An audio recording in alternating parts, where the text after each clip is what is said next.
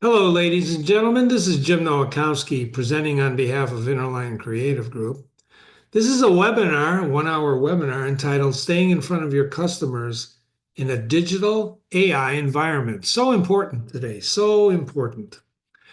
Today, we're going to be discussing why AI is infecting all of us and how to use it as a digital tool. Not necessarily, you don't want to be a slave to AI, you want to use it as a tactic.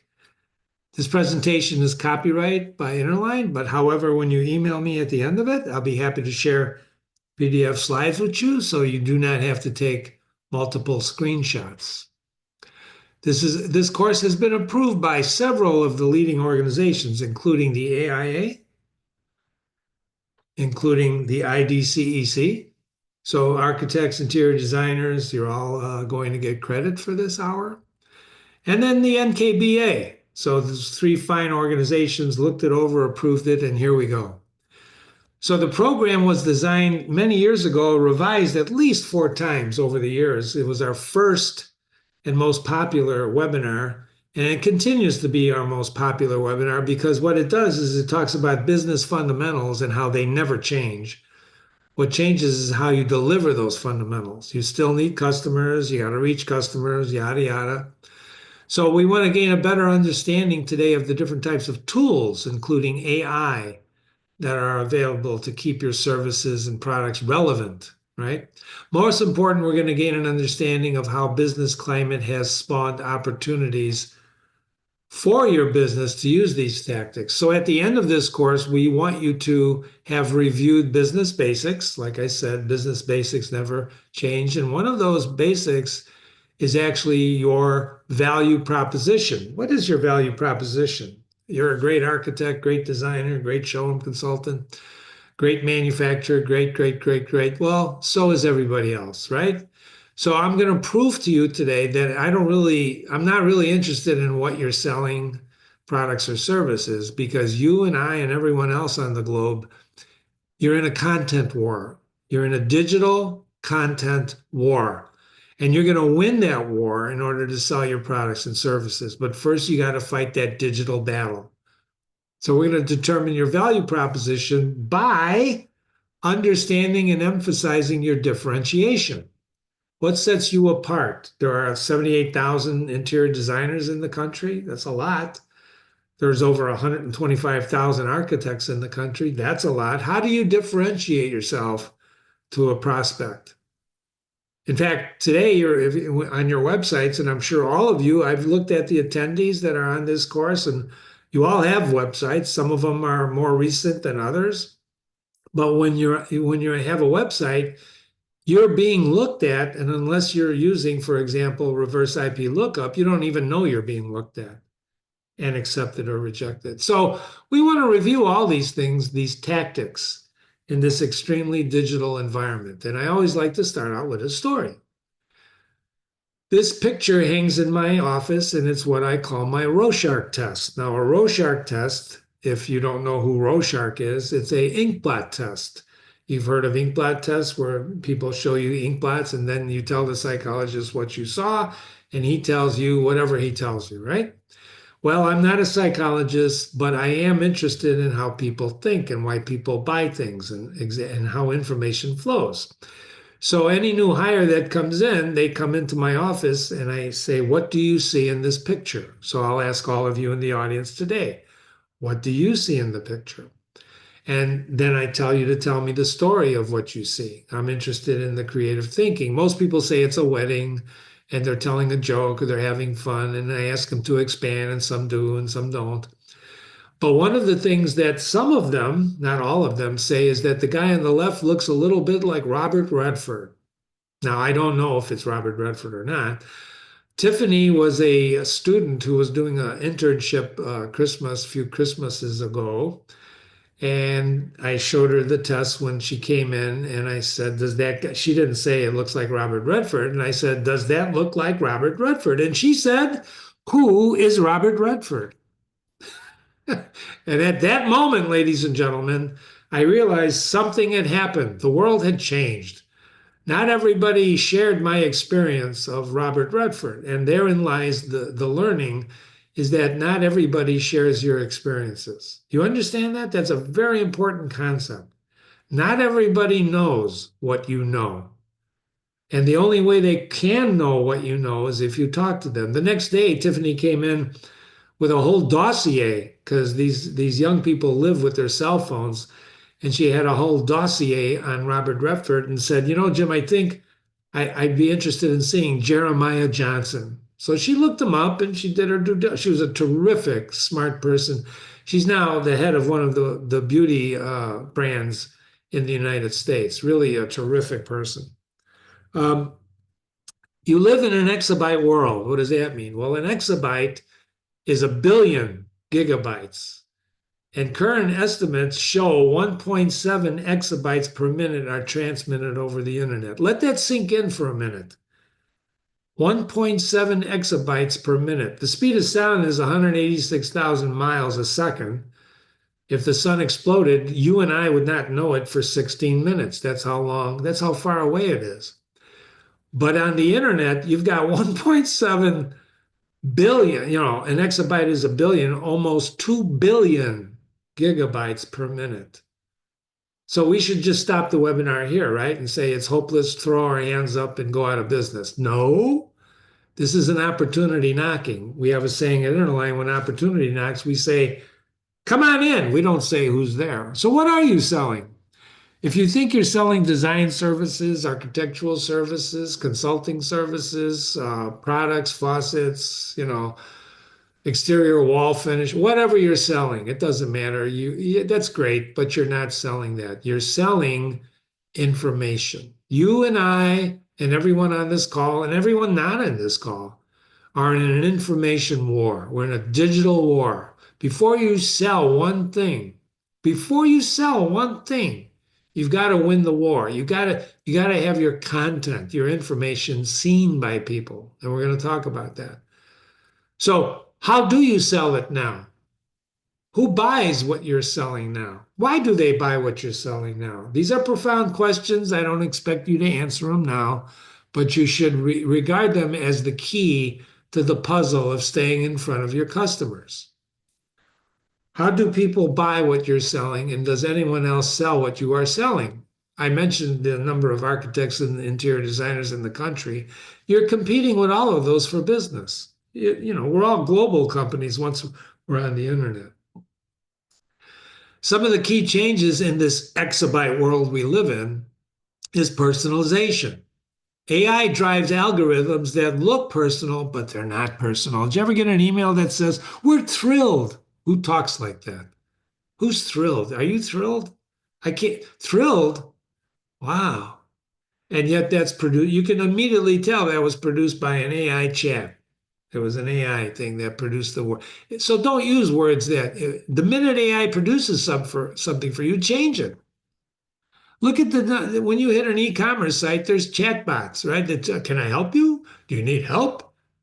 Sometimes they're very annoying, right? Dynamic pricing. You know this if you're selling on Amazon, you manufacturers. Amazon adjusts their pricing based on demand. And they're not the only one that does that. Coca-Cola machines used to use that. So when the in the South, in those automatic machines, when the temperature went up, so did the price. They could adjust it electronically over the internet, right? You got to be careful of pricing. I've got pricing nightmares to tell you about when you don't do your pricing the same way over all of your channels. And then customers upload photos to search for products or virtually to try them. Augmented reality is a big thing nowadays. And yet, notice augmented reality, the adjective is augmented. You cannot augment reality. A reality is reality. It might look good on a computer screen or on an iPad screen, but when you put it in the reality of your kitchen or bathroom or office, suddenly it doesn't look the same. Why? Well, because it's augmented when you look at it in a digital world. So digital world, you can't change words. You can change words, but pricing as a word is a word, no matter if you're looking at it on your computer or saying it to somebody. And in your consulting business, you're all consultants of some sort, AI can analyze massive data sets. There are algorithms out there that can take 1 million responses from a social media topic, analyze it, and produce information that groups it to help a person make a better decision. That doesn't mean it's true, but there are algorithms out there, the same type of structure algorithms that you could use when you use things like ChatGPT. Automation in repetitive tasks. You don't have, if you're doing over and over and over again, you can automate these things, but that's always been here. It's called writing a macro if you're using Excel. You can automate pretty much everything. You cannot automate a relationship, which I'm going to prove to you. It can help you solve problems. AI tools like MPL, machine learning. You know, when AI first came out, I'm going to show you an example of that. They used to produce people with more than 5 fingers, sometimes 7 fingers, because they didn't know how many fingers a guy had, a woman had. And then remote collaboration, which is great. Remember this, you don't make money on things everyone knows. You make money on things no one else knows, which is very difficult these days, very difficult. So first things first, ladies and gentlemen, I hate to be the bearer of bad news, but you are in a digital exabyte AI world. So I showed you this picture that was a real picture that I took off of a train when I used to ride downtown in Chicago. I was intrigued by this, so I don't tell anybody, but I took it. I loved it. I still love it. I asked AI to produce it, and this is what it produced. Do you see what's wrong with this picture? Well, besides the people being different, right? Do you see what's wrong with this picture with my first pass in the digital AI world? Well, yeah. How many arms? Where did that other arm around his shoulder come from? Where did that come from? You see what I'm saying? Where did that come from? And then after I asked it a little bit better, because the secret of using AI is to ask it, I got a picture like this. Now, it's not the same. That's not Robert Redford. It doesn't even look like Robert Redford, right? But it still serves the purpose of two guys talking, perhaps at a wedding or sharing a moment or whatever. But it's not reality. This is reality. This is not reality. And I'm sure in another year, AI will be able to produce something like this, not exactly like this, because it has copyright violation built into it. I always show this because this is a time-honored ad. Now, you're going to say, Jim, no one looks like that guy in a chair anymore. Of course they don't, but they used to. McGraw-Hill, one of the biggest publishers at the time, used to run this ad whenever advertising would drop, and it would drop during a recession. Most people during a recession, actually, what do? They cut advertising unnecessarily. That's a big mistake, and we can go on with that. But anyway, the man in the chair, and the moral of the story is on the bottom here, sales start before the salesman calls with business publication advertising. So McGraw-Hill was trying to tell advertisers, don't stop advertising just because the economy slowed down. You should advertise, which is true. That's a true statement. Although the definition of advertising has changed. I don't know who you are. I don't know your company. I don't know your company's product. I don't know what your company stands for. I don't know your company's customers, your company's record, your company's reputation. Now, what did you want to sell me? This is your prospect. He doesn't know who you are, your company. He may not look like this, but he looks like this now. Because mobile phones are in everyone's pocket. They get their emails there. They get their texts there. They go online there. So when you're communicating, you got to communicate mobily. And I can go to AI, my AI tool, Dolly, and I could say, can you update this old man in the chair, which I did, and he gave me a younger man. It doesn't really matter. What matters is the content that whoever you're aiming at probably doesn't know you. Would you agree with that? Well, Jim, everybody knows us. I don't think so. We did a research project for a major association, which everyone in that business should know. But they come to find out that only 30% knew who they were. They were stunned, ladies and gentlemen, stunned. And this is the leading association in this market that we were examining. So what I want you to say, who cares, right? I don't know you. Who care? Who should care about you? Well, Jim, everybody should care about me. I'm the best architect in the world. Well, so is the next guy and the next woman and the next. You see what I'm saying? So we want to find out who cares about us. So I like to start out with this. How many customers do you have? Some people say, some smarty pants in the audience is going to say, not enough. Am I, am I right? I don't have enough customers. Why do you think I'm taking this webinar? Well, that's a trick. That's a trick answer because you could have too many. Oh, you can never have too many. Really. There are other people in the audience, I'm sure, that had too many, couldn't service them, and lost them. So, how many customers do you have is related to how many customers do you want, which is related, the underlying message there is how many can you handle, right? Those first three bullet points. How many do you have? How many do you want? How many can you handle? Bigger firms want as much as they can. Gensler, as an example, wants more and more. They got to keep feeding the funnel. Lots of people to support. If you're a five-person office, you don't have that many people to support. So you have a tipping point where you're going to get too many customers and then you're going to lose some because you can't service them. It really depends on your business. There's no easy answer, but you need the answers to these questions. And what are your short and long-term goals? You got to have goals, ladies and gentlemen. So let's pretend for a moment, okay? Imagine you're a customer, and you are a customer. You go to stores, you get emails from stores, Walgreens, whatever, right? How often are you contacted by them? What do you mean, Jim? Well, how often are you contacted by them? By email? I just got a phone call before I started this webinar from an organization say, did you get my email or are they going to spam? They're having trouble filling the room. They're trying to fill the room for $200 a chair. I said, no, no, no, I got it. I will not put your emails into spam. You're a recognized, legitimate organization. And they laughed. So, how often are you contacted by them? Do you write rules now when you get emails and say send directly to spam, do not pass go?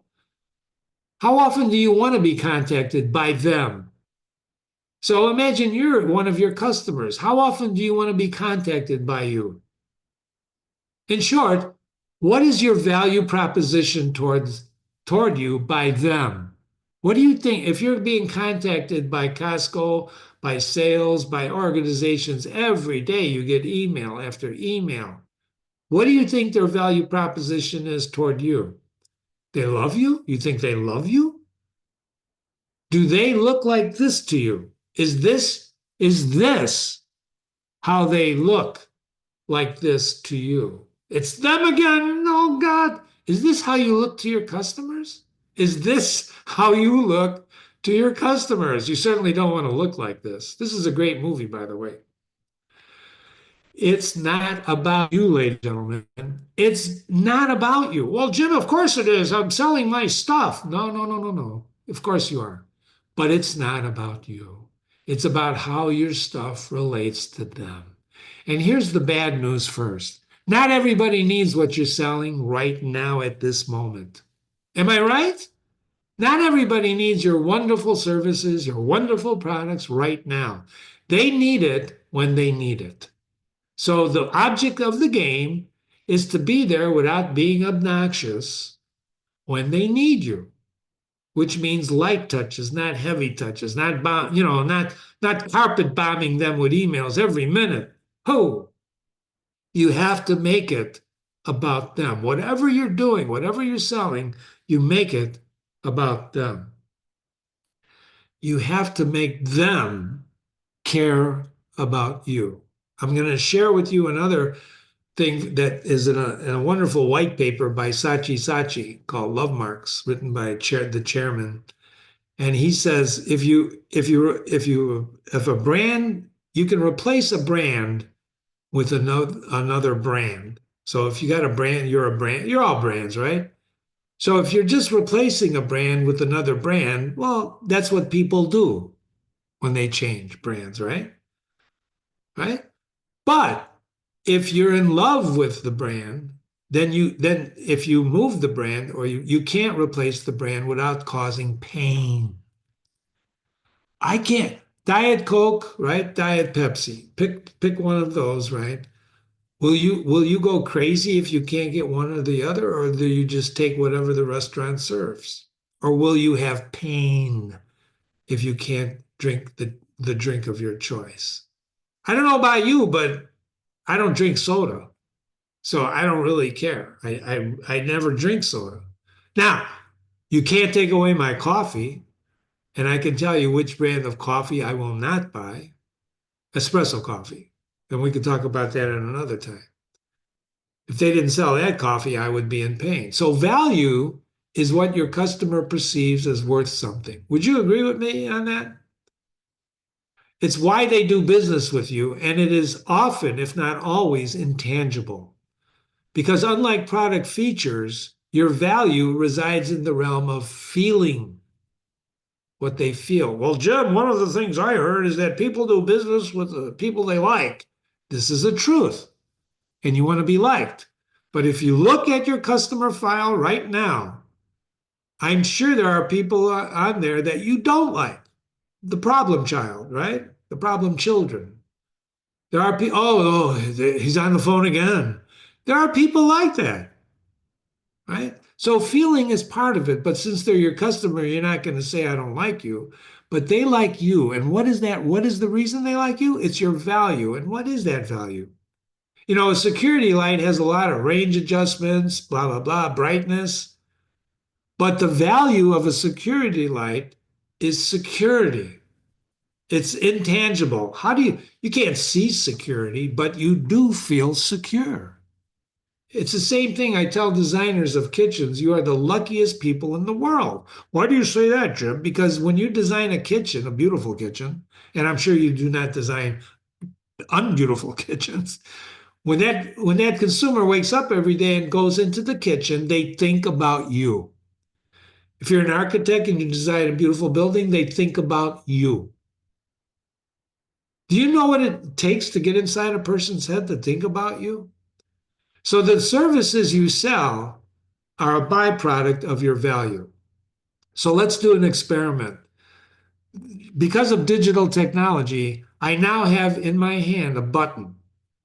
And that button, at the press of a button, when I press that button, I'm going to suck the air out of the room you're in. Well, I don't believe you, Jim. Well, I am. I'm going to suck it out, and unless you give me and wire me $10 immediately, I'm not going to give the air back to you. You see what I'm saying here? Air is necessary, but it has no, you don't believe me for 1 second. It has no value.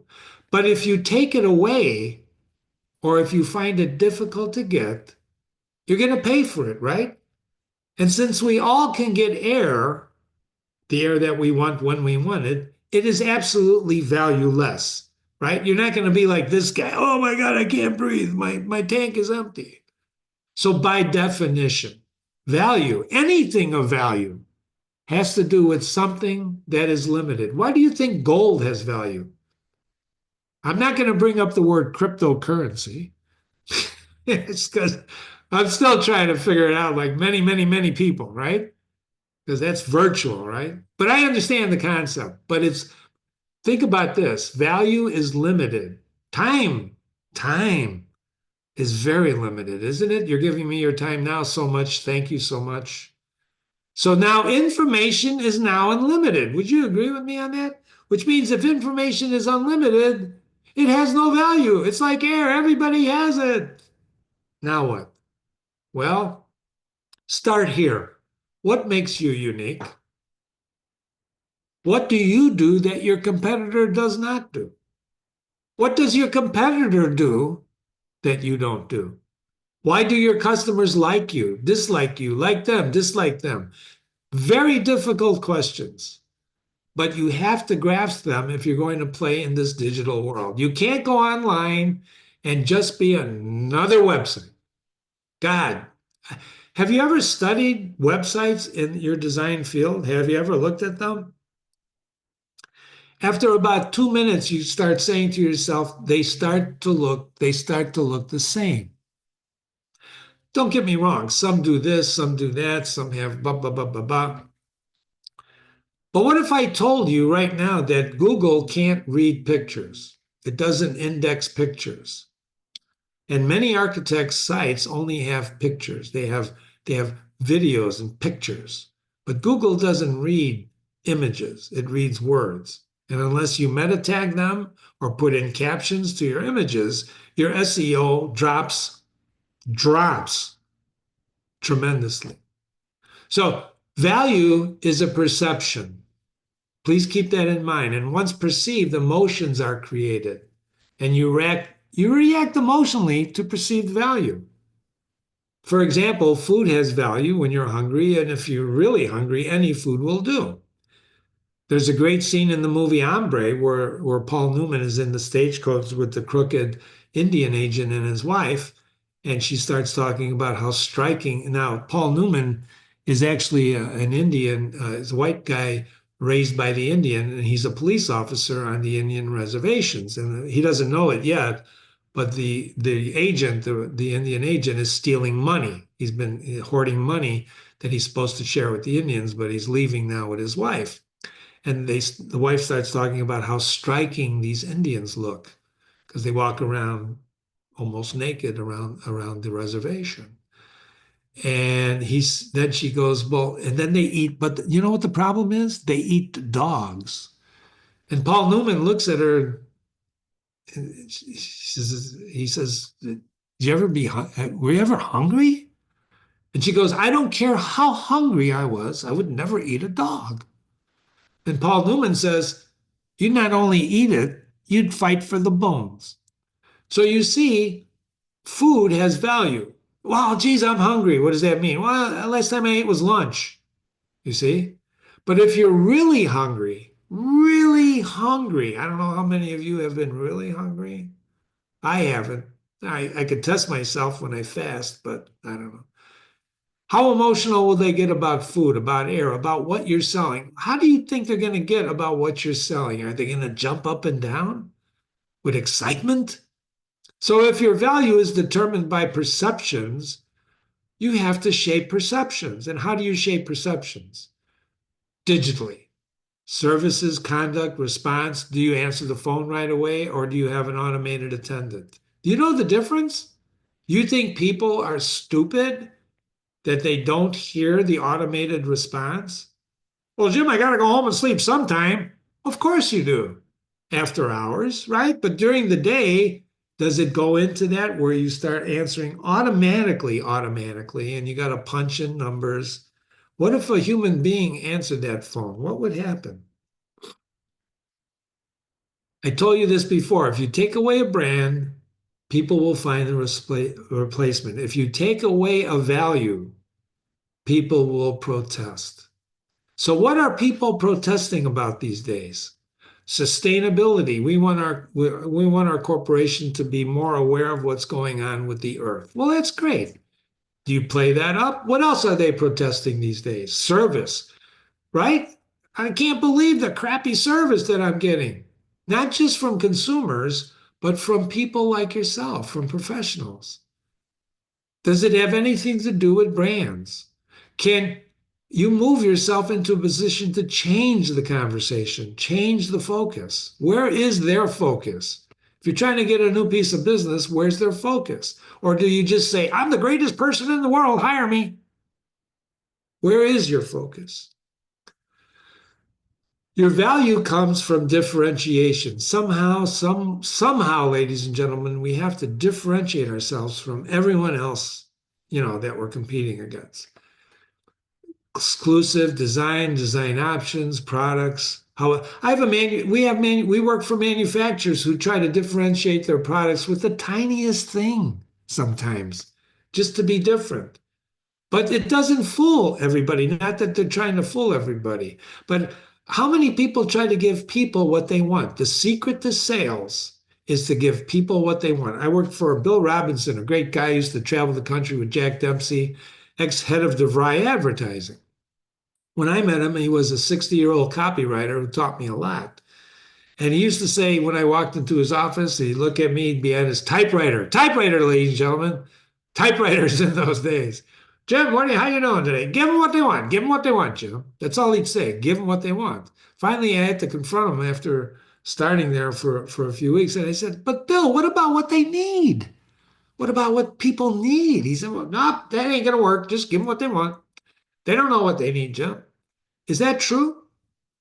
A lot of times we think we know what our clients need, but when we tell them what they need, and I've got plenty of examples to share with you, email me. You give them what they need. They don't want that. They want what they want, right? So that's what you have to do.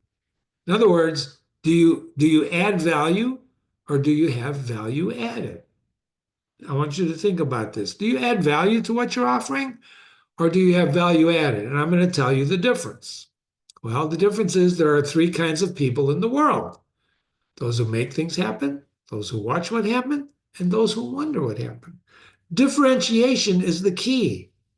You have to differentiate. Adding value means you give something more to the individual services that you sell. So you'll throw in something, right? I'll give you some. All right. I'll do this. But that's really not value. Value added means you are adding higher value to your customer's bottom line. As an example, Siemens was putting in a call center. He was talking to the UPS guy, so they wanted a download link to the satellites. The UPS, as you know, they use satellite linking and all this stuff. And they were putting this in, and the UPS guy got wind of it, and they were sitting and talking. And the Siemens guy was saying, "I'm paying $250,000 for this upload download linking strategy that I'm going to get." And the UPS guy said, "Well, why don't you let us do that for you?" He goes, "What do you mean?" He says, "Well, we're pretty much experts at that. We have that in place. I'd be happy to do it for you." And the Siemens guy said, "What would you charge?" And he says, "Nothing." He said, "What do you mean nothing? I'm paying a quarter. I'm being quoted $250,000. No, no, no. You're a good customer. We're going to take care of you." So they did it. The following year, ladies and gentlemen, the following year, business between those two companies, UPS saw an increase of $1 million+. This was told to me by a consultant friend of mine, and I believe it because I myself saw it on a smaller scale with some of our clients. That's value added. You go outside your zone, outside your zone. You're consulting on a project. You don't have fire protection services in your portfolio, but you know the greatest fire protection engineers in the country. So you tell your client, you know what? I'm gonna steer these people toward you, and they'll help you with this project that we're working on together. Perception is in fact reality. It's about them, and it's about your reaction to them as they react to your value. Got it? Because we're highly competitive, exabyte technology, social media platforms in use. I'm showing you this chart because this is crazy. Who has time to do all this? Who has time? You don't, I don't, but you have to do it. And we're going to talk about the ways now because we're about halfway through. If you have any questions, put them in the chat box there or in the question box, or just email me, jim@interlinegroup.com, jim@interlinegroup.com. These are the tactics I'm going to review now to stay in front of your customers with value and value-added strategies. Advertising, phone, the internet, activities and PR, broadcast, and service. Ready? Advertising has been redefined with the internet, especially with AI. My recommendation is to be very careful where you put your ad dollars. We've always told clients this. And we've studied advertising for over 30 years. We've migrated from print to digital. We know all about these things, and you can read it on our sister company's website, aim.com, a-i-m.com. There's plenty of information on advertising. So, staying in front. Remember, you're in a content war. Here's some ammo. Do it yourself. You can do newsletters, either yourself or you hire someone, but do it on a regular basis. Self-mailers versus in an envelope, print versus digital, and the list is the most important thing. The list, why the list? Because without the right list, you're just spraying and praying and wasting your time. What's the most important list in the world? Your customer file. Not anything that comes over and out. Would you like to buy the attendees from such and such a trade show? Forget about that. Your customer file is the best list you have. In fact, I'm going to suggest something to the designers out there and architects that manufacturers would kill for your list, for your customer file. They would kill for it. Don't give it to them. Don't give it to them, but offer to send something to your list on their behalf. You see what I'm saying? Newsletters are a great way to talk about what you do. Gensler, the biggest architect in the world, perhaps, right? You've heard of him.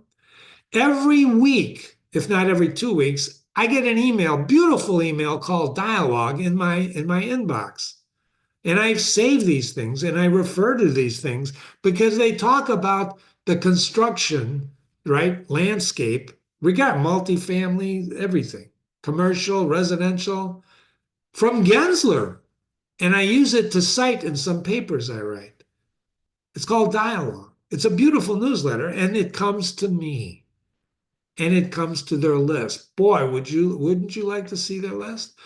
You can start a program, start a referral program. Talk to your customers. If you refer me, maybe we can do a deal. Direct mail, samples. Call your manufacturers, you designers and architects out there, and get some samples in your studio, and just tell them this. Here's the secret. Manufacturers in the audience, close your ears. No, you can listen. Hello, Mr. Manufacturer. I'm doing a mailing to my list, and I need some samples. Well, how many do you need, Jim? I have 150 prospects that I'm trying to talk to. Oh, I'll be happy to send you 150 samples of the different colors of the blah, blah, blah. Whatever. Now, you can't send 150 faucets, right? But they do have beautiful collateral you can send. Digital ads in your website. Be careful of digital ads. Be careful. We're going to talk about that when we get to the internet. But your website is your single most important marketing tactic. Let me repeat that. The single most important marketing tactic you have, ladies and gentlemen, is your website. Why? Because it's yours. It's not theirs, it's yours. Be careful of print. If somebody gets on the phone and tries to sell you print, be careful. Pardon me, I had to take a sip of coffee. I'm not excited enough. Kidding. Talk to your customers, flyers, messages, etc., etc. Letters, simple letters. Write your customers a letter. Yes, ladies and gentlemen, use the UPS. What the heck, right? Well, the service today sucks, doesn't it? Well, it'll still get there. They still deliver mail. This is the most important chart that you'll see today, one of them. Overall audience, seers, converted readers, inquiries. No matter what you do, your website, if you buy a list and mail it, your newsletter, you want to have some metrics in it. So this is your overall audience, whether it's 150 or a 10,050, whatever. That's your overall audience that you want to reach. The minute you send out something, a certain amount of people will see it, right? A certain amount, whether it's a digital ad, whether it's your blog on your website, a certain amount of people see it. A certain amount of people who see it will read it.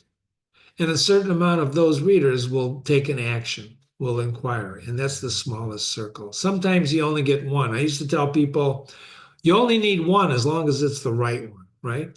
That doesn't decry the fact that you need to be continually pouring out content to break through this audience. Because this audience in an exabyte world is being bombarded by messages left and right. Who has time? So you have to have a compelling thing. And we do a course on making it compelling. So here's some tips. Segment your audience. Don't send the same thing to everybody. If you only have 150 people in your file, your customer file, they're not all the same. So start dividing them up into chunks that you can talk to in chunks. Maybe some did kitchens, maybe some did office space, maybe some whatever. And then talk to them. Niche marketing, right? Your direct marketing, not spray and pray, direct. Retarget, engage users who have previously interacted with your website or ads. Do you have a forum? Do you collect names? You should. So you can retarget your blogs there. Any kind of interest. This is all backroom stuff that you're doing. Leverage lookalike audiences. If you use social media, you know how to use these platforms. I got a whole webinar on that. You should take it. Do case studies, get reviews, leverage AI and automation, enhance short form and visual content. Do you do videos? You better be doing videos, ladies and gentlemen. You better be doing videos. You better have a YouTube channel and you better link it to your website. You better do that. Video is hot. It's hot. Short, engaging ones. You don't need hour videos. TikTok, remember what happened to TikTok just recently, right? They closed it down for a while. You couldn't even use it, shut you down. So be careful of these Instagram, TikTok, right? Because they changed their algorithms. Polls, quizzes, quality imagery, all of this optimized for mobile. Remember, mobile, everybody carries a phone. And experiment with emerging platforms. TikTok only a few years ago was an emerging platform. Look what it is now. Everybody's debating, do we save it or not? What do you think? Staying on the phone. The phone is the most underutilized piece of marketing tactics that you'll have. All right. If you're listening to this on your mobile phone or on your computer, mobile phones, everybody has one. And most people just use them, what, to text? But they should be used for a call. You can call people. You don't have to just sit there and text. Pick up the phone and call people. They might call you back. For example, survey after you sell something. Call them up. Don't just send a thank you note. How did you do it? How's that kitchen working out for you?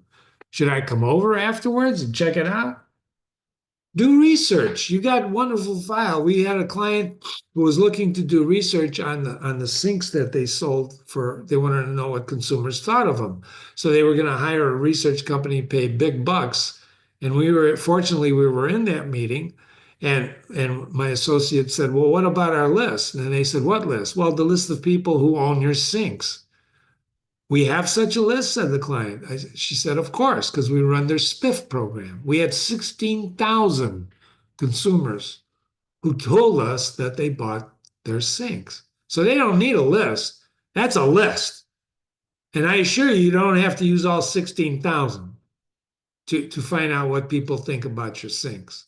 Periodic, quarterly to your customers, just checking in. You check in? Follow-up calls constantly. Alerts. The codes are not stagnant, are they? They change. And there's code changing, and you just put a faucet in that the code changed that affects that faucet. Call them up and say, the code changed. How many people take out, that little thing that adjusts the water pressure, right? Because they want more water. People want more water, not less water. They're aware of the water shortage. Upcoming events. You've got a webinar coming up that you're going to give. You're going to be at a showroom visiting. Send out an alert. Then the secrets of cold calling. I have a whole webinar on the phone. You should take it. You should have something to say. "Hey, Jim, how you doing today?" That's not why you use the phone. "Hey, Jim, I was just calling you because I saw on your website that you're saying this, this, and this, and it should be saying this, this, and that. I can't thank you enough. I did this just recently with an email. He sent me two documents. This was a prospect, one in French and one in English. And I noticed in the French version, which was also translated into English, there was a difference. There was not the number of something didn't look right, and it was in the French translation of one sentence. And I don't speak French, but he thanked me. He thanked me for pointing it out to him, especially the poor French it was written.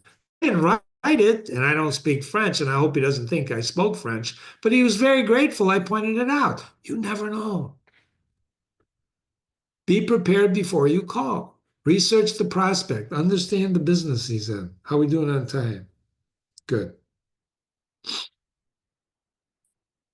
Set clear objectives. Know what you want to achieve during the call. Don't just call for the time of day. Have a reason for the call, right? Support materials ready. I'll send you the link. In fact, I just realized by talking to you today, ladies and gentlemen, I've got to send I've got to send a white paper to somebody. Okay, I'll send that white paper. I'm taking a note. See what you do? You help me out. Focus on the prospect's needs, use a consultative approach, blah, blah, blah. Craft a strong opening. Start with a hook. When's the best time to call someone? Well, if you're an executive, in theory, they say to call towards the end of the day because that's when they're at their desk. And you never know when they're going to be at that desk, but early morning or late for higher level people, that's when they'll be at their desk because they're too busy during the day in meetings. And that does work. Personalize your greeting. Even in a voicemail that you leave, personalize it. I leave voicemails and I don't get 100% calling. Sometimes I'm actually talking to a person and they say, I'm not interested, and they click. And I've been known to call them right back and say, excuse me, Jeff, I think we were disconnected. And Jeff will go, we weren't disconnected. I hung up on you. I'm not interested. Click. And then that's a lost prospect, right? I'm not being a smarty pants, but maybe I am. I don't know. Most people don't do that. They don't hang up on you. I rarely get hung up on, but when I do get hung up on, it's either after an extended conversation and I don't do what I just told you. But sometimes I'm in a playful mood and I do that. Build immediate rapport. Leave a positive message. Pretend they're online and you're talking to them. I've called a person back 9 times once and left voicemails, very personal voicemails, right? When I called the 10th time, I got, oh, I got, oh, it's you again. Okay, what do you, I got your voicemails, Jim. Let's talk. And that's the truth. That's the truth. That's the truth. Not all the time, but it does work. Staying in front with the internet. When's the last time you looked at your website objectively, right? Where do you go to get help on your website? Do you just ask your aunt or your uncle? Don't do that. Don't ask your relatives, even if they're in the business. Get an outside objective opinion because your website, as I told you, is the single most important marketing tactic you have. The single most. There's nothing more important because it's your website. Your website. Email blast, send your newsletter. I do an email blast to my customers, over 101, every month on construction insights, because we're all selling in the construction field. I'm in the B2B world, and most of my clients are in construction. They supply their manufacturers, associations. But even if they're not, the rules of engagement show that the basics of marketing have not changed. And there's a lot of insights. And they'll not always will answer me, but sometimes you get that great answer that they tell you they really appreciate this information. And that's important because I don't expect everybody to read it when I send it out. What do you mean, Jim? I don't. You can't. That would be unrealistic. Why? Because they're busy people. Why? They're busy people. But I do expect some to read it. And from the some, I expect some of them to respond. Remember the graph I showed you before? Should I go back real fast? This is my overall audience. Most, if not all of them, see it. Some of them read it, and some will actually respond to it. You understand? That's very important. So, social media, you need to be on at least a couple of channels. LinkedIn would certainly be one. Webinars, you can hold webinars, do your own webinars, and SEO. What is that? Search engine optimization. What does that mean? That means when you go to Google in a search bar, Google, Firefox, right, Edge, whatever, and you type something in there, the search engine serves up the answers. Lately, they've been serving up AI answers, but besides AI, they serve up organic websites that contain information on whatever the person asked for. Very, very important. If you do your SEO right, you don't need Google AdWords. Sometimes you do, but most of the times you don't. If you're doing your SEO right. And I have a whole course on that.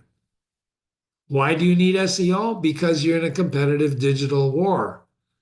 And SEO is the way you beat Google at their own game. The power of Google is enormous. Over 70% of people go to Google first when they're looking for stuff that you sell. They go to Google and they ask Google something. And unless you're on that first page or the first swipe, you won't necessarily be in the AI answer that Google gives you. But in the search below, in the organic search, it's very important. And I can give you some examples. So for our company, we position ourselves as a thought leader, whatever the heck that means, right? You want to be a thought leader means you know what the hell you're talking about in a certain area. And in our case, it's marketing. So a lot of times, one of the questions that we hear constantly is should you be selling to an individual or a group? That's a very important question on how you do your marketing strategy. And you already know the answer to that is that you should structure to a group. You divide the group into categories and market to each group. But still, there's only a single decision maker when it comes down to making a decision on whether they use your products or services. And you know this. So if you found the right person, is it better to market to that person or to the group around that person, including that person? So if you Google that, should I sell to a group or an individual? If you Google that or put that in Edge or Firefox, you should see the Innerline blog about that topic. Took us 6 months to get there, but we're there. And that's what I mean by thought leadership and the power of SEO. I've never bought a Google AdWord for myself. Now I have clients who I buy $5,000 a month for, right? And I tell them you really don't need this if you do good SEO. But they don't believe me, so they just buy Google AdWords. So we buy it for them. Because remember, you got to give people what they want. So build a professional website. And I have a whole webinar on websites. Why do people hire you? That's the name of that's the name of the webinar. Include your services. I can't tell you how many people don't make it easy to contact them. Seriously, professional designers. I cannot tell you how many people do not make it easy for them to contact them. Very difficult. They don't put their phone number on. They don't put their address on. And then invest in SEO, social media strategy, email marketing, and publish high quality content. Not, I'm thrilled to be talking to you, not AIA generated stuff. You can use AIA to help you get started, but you got to punch it up with your own experiences. I had an architect I met the other day, and I've told this story in other webinars, but he felt that there was no difference between him and other architects, that they all did the same thing to educate. His market was educational buildings. In a half hour, I had him convinced that not only is he different, he's better than everybody else. Because as he started talking to me about how they design educational facilities, and I would probe him with questions, sure enough, we turned over 2 or 3 things that other architects did not think of or do, which gives him the edge when he's pitching a client. I'm serious. So you have to understand your differentiation. You are not like everyone else. Because if you believe that, you're a commodity. Who needs you? Don't be a commodity. PR. An underutilized, we call PR the Marines of marketing. Press releases, white papers, community activities, demonstrations, if you're a designer, go to a showroom, all sorts of stuff, right, that are available to you for PR. Why is that work? Well, because media outlets today are crying for unique content. They're just crying out, give me your content. So they would love to hear from you. Go to a high school and offer to talk to the kids about what it means to be an architect or a designer. And then write a press release about how you talk to the kids, right? Because kids have parents who need design services. Not everybody in that classroom will, but they'll come home and say, "Hey, Ma, I saw an architect today and he talked about this and this and this." You see what I'm saying?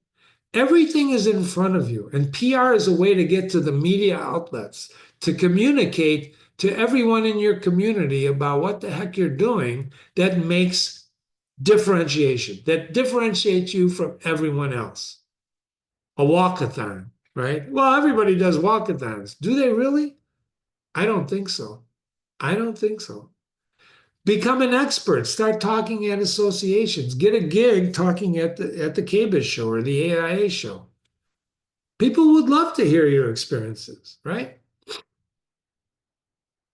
PR tips. What are your core values? Are they on your website? Develop an elevator pitch that's concise. 2 minutes. Give me 2 minutes and tell me about what you do that resonates with me. 2 minutes. Give me the 2 minute pitch. Can you do that? I doubt that, but you should do that. And you can't do that without knowing what the customer wants. So you got to do your research on the customer you're pitching. Develop relationships with the media. Tell compelling stories. Leverage press releases. Build your personal brand. There's the thought leader, right? Consistent.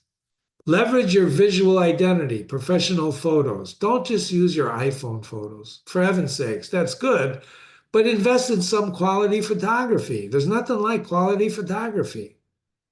Haro is one of the helps for reporters that have lots of journalist queries to gain media exposures. This is a public website, Haro. LinkedIn and PR distribution platforms. Be careful of broadcasts. It's very expensive. And why I say your website is the most important tactic? Because your website is the channel. You, ladies and gentlemen, are the channel. I can tell you stories about billboards when they work, when they don't work, radio, when it works, when it doesn't work, but these are all very expensive propositions. So I would be careful and have them tell you exactly how many of your targets are in that audience. We had a case where a client wanted to buy ads around the Cubs game, on WGN radio. And when I asked the WGN salesperson how many facility managers were in the audience listening to Cub games, he says, "I don't know. I can't tell you, but we got a lot." Well, are they listening to it while they work? And I found out the client just loved the Cubs and he wanted to be on the radio sponsoring the Cubs games. So he can go to the cocktail party and say, "Have you heard my commercial on the Cubs?" Understand your target audience. Don't just buy for the sake of buying. I'll send you, remember, you can take a screenshot of this or I'll send you the PDF file of this because we're running out of time and I do want to get to a few questions. Cross-sell, always be closing. Listening has become an art. Even if you hear an opportunity for another business, share it, network. So you want to exceed customer expectations. You don't get anywhere by just giving people what they want. You got to exceed their expectations. What is it? Under promise and over deliver, right? Under promise and over deliver. Never over promise and under deliver, right? You don't want to do that. Stay away from that. To stay in front of your customers, and I'm going to recite my poem as we finish this. He who has a thing to sell and goes and whispers in a well is not so apt to get the dollars as he who climbs a tree and hollers. Ladies and gentlemen, you have to holler. You're in a content war. You're in an information war. It's not what you put, but how much, when, how much, and how often. You got to keep telling your story. I've got 3 questions for you. We're out of time. And I do have questions that came in because I did email you before you took this webinar. And this webinar will be offered online. But I think what I'm going to do is I'm going to publish these answers to these questions in a separate blog. Is that okay with you?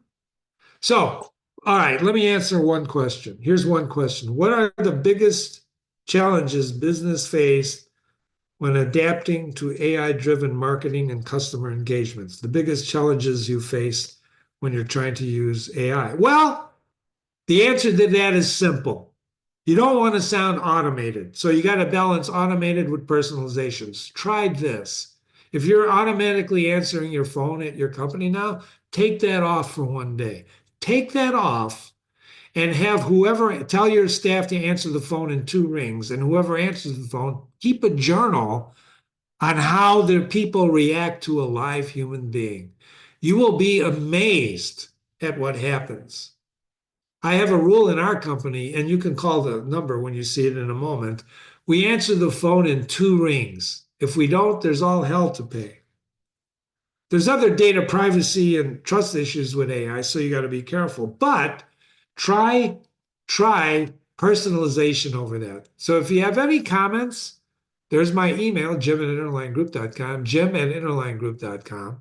You can call me and they'll answer the phone in 2 rings, 358-4848, 847-358-4848. Or you can follow me on Twitter and or at Interline Jim. In fact, you can go to Google and type in at Interline Jim and a whole host of channels will come up. So if you're interested in also on how to read the classics that can help you in your business, I've got a classical website going out there. It's called Reading with Jimmy. I invite you to look at that. I'm an English major, and classical literature has helped me a great deal. And now I'm in a position to give back. So, interlinegroup.com, readingwithjimmy.com, we're here to help you. Interline Group this is a disclaimer. So when I send you my slides, we're going to talk to you about that. And thank you so much for visiting us. This is Jim Nowakowski on behalf of Interline Creative Group, AIM, and our associated companies. Thanking you so much. Watch for my blogs on the questions that you asked me for this webinar, and stay in front of your customers with AI, right? Using AI, not just AI, but yourself. Thank you so much.